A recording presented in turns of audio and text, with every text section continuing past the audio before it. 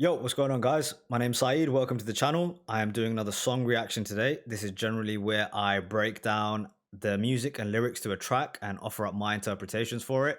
I am making a return today to Taylor Swift's music. I say return because a couple weeks ago I reacted to a Taylor Swift song called All Too Well, and people got kind of mad at me.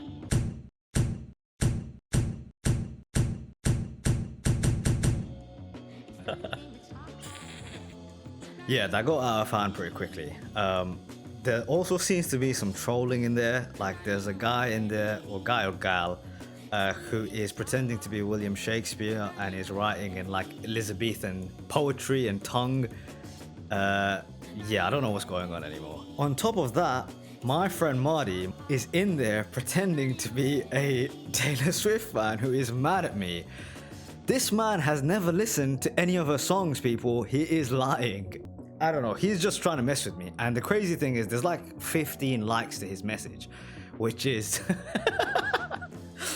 Now, generally most of the arguments come down to two major points. Number one, if you are not a fan of this genre of music, why have you tried this song? Now, that is a ridiculous argument to me. Wasn't it amazing the first time you had a bowl of spaghetti or tried out some Japanese food, perhaps some sushi? It was pretty cool, right? Yeah, it's awesome to try out new things that you have not tried before, that are outside of your tastes. Thus, I tried out the track, hoping to find a song that I would enjoy. Just like my series of Nirvana tracks that I've been doing, I found a band which I am falling in love with. I love their music. The second big argument is, why are you comparing her music to Kanye West's? Now, I understand that they have had some tension in the past. There's a so-called beef going on. Now, I don't really care about that. My point was, artists are inspired by other forms of art. For example, the song that I reacted to recently called Scentless Apprentice, where Kurt Cobain was inspired by his favorite book, a book called Perfume, written by Patrick Susskind. Even Taylor Swift on her album 1989, which I've learnt about, was inspired by 1980s synth pop. So the artists are making comparisons. They are connecting other forms of art or even other forms of music and trying to draw inspiration from them. Therefore, if the artists are doing it, I think the listener is just as justified to make these sort of connections, which I was trying to do. Regardless of all of this, some of the nicer comments had informed me that I had maybe picked a track that wasn't well suited to a new listener, and that All Too Well, especially the extended version, was more so for her core fan base. And they also suggested some more popular tracks, or I should say more poppy tracks, that maybe would suit me better. And so I've chosen one of them. That track is Style, which is one of her most popular tracks. It's got over 1 billion views just on YouTube. And I'm hoping I'm going to enjoy this one a lot more. So let's get into the music. Here we go.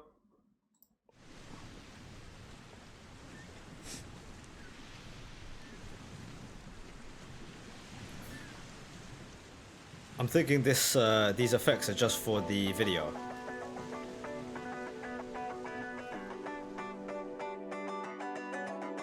Oh, I like that guitar riff.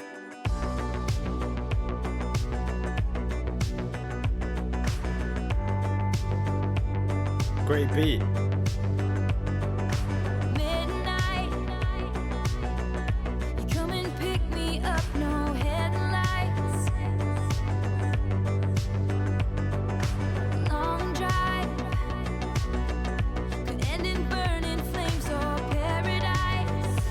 Okay, so let's stop it right there. My initial take on the song, once again, Taylor's writing is very descriptive, man. She paints a great picture in your head immediately. And this line here where she says, a long drive, this is what, no headlights. So she's driving in the dark. I think it's a great description for the way this song sounds. This sounds like a great song to be driving to at night, just as she's saying. It seems to be the tale of Taylor, or just, a person and her lover who is picking her up at midnight. Now, this relationship seems to be a little bit on the edge, could end in burning flames of paradise. I like that line, great line. Interesting. I really like the sound. That is certainly, I can see the inspiration from the 80s synth pop style because that sounds like some straight 80s drums that have been sort of booming in the background. Great guitar riff too.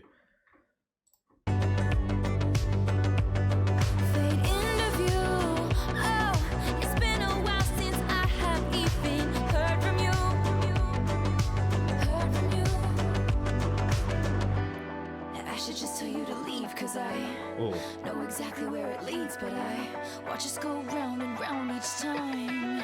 Okay, stopping it right before the chorus to get into this first verse.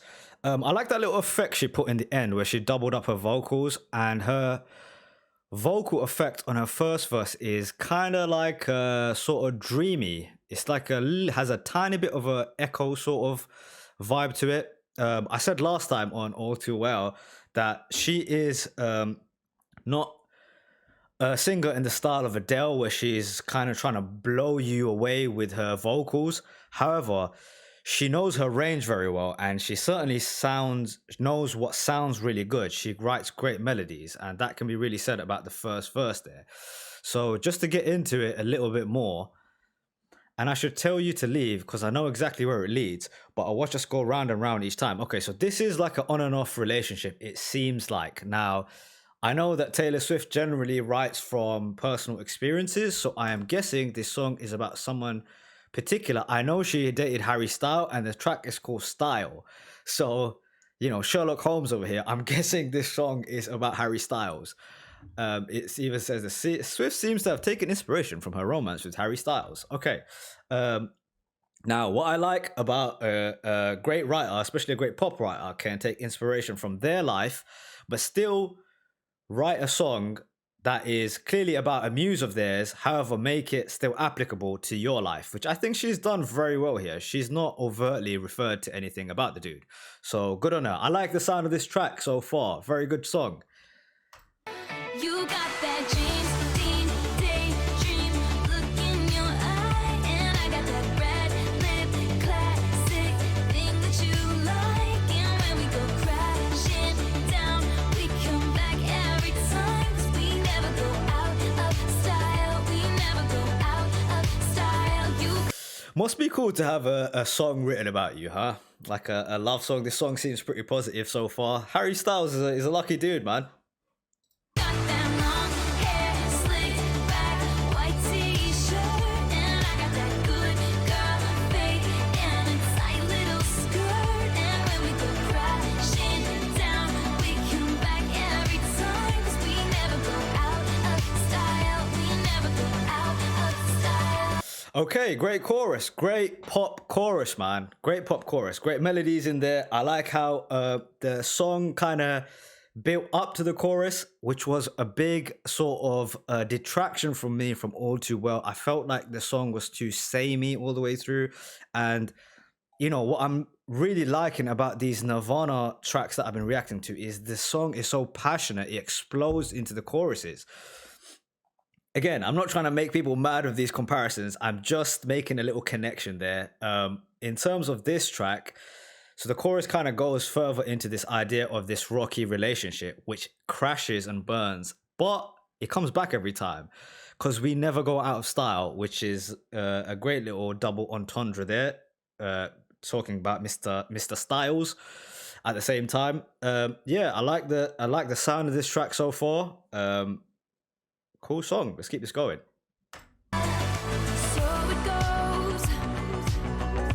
He can't keep his wild eyes on the road.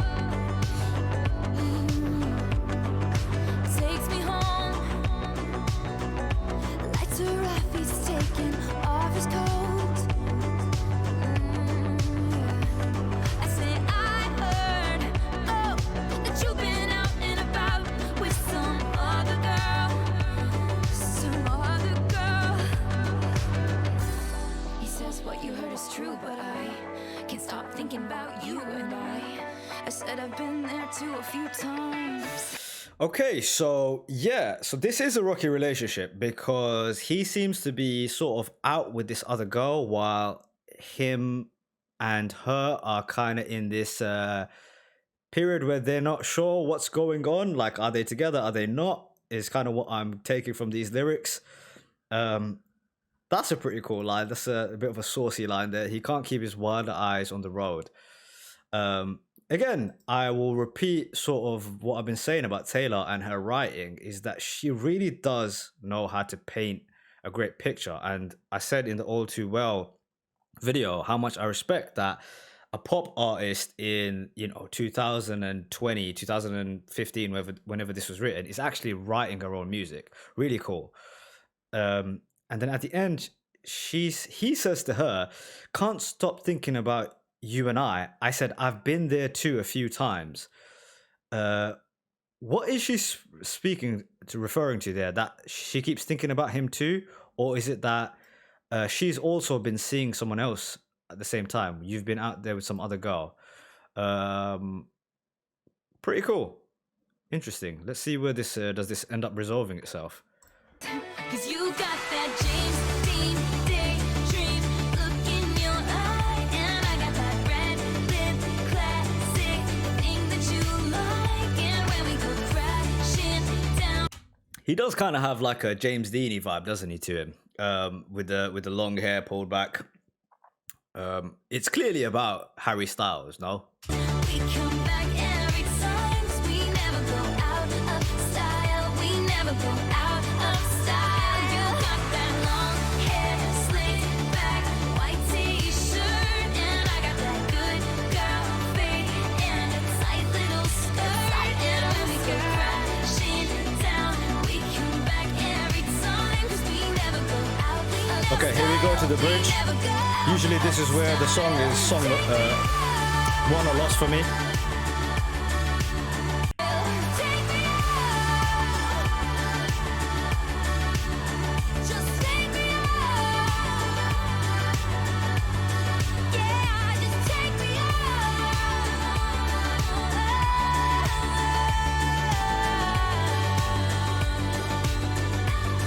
Oh, you got that James Dean daydream look in your eye, and I got that red lip classic thing. If you can hear it, it's ever so faint in the background. There's like sort of these echoey like harmonies going on with Taylor's voice. It's pretty cool. There's a lot going on in the background that's adding to this great beat. There's also some kind of like what's the word? Like continuous bass line that's going on in the background. If you can check that, it's almost like it's pretty hard to catch.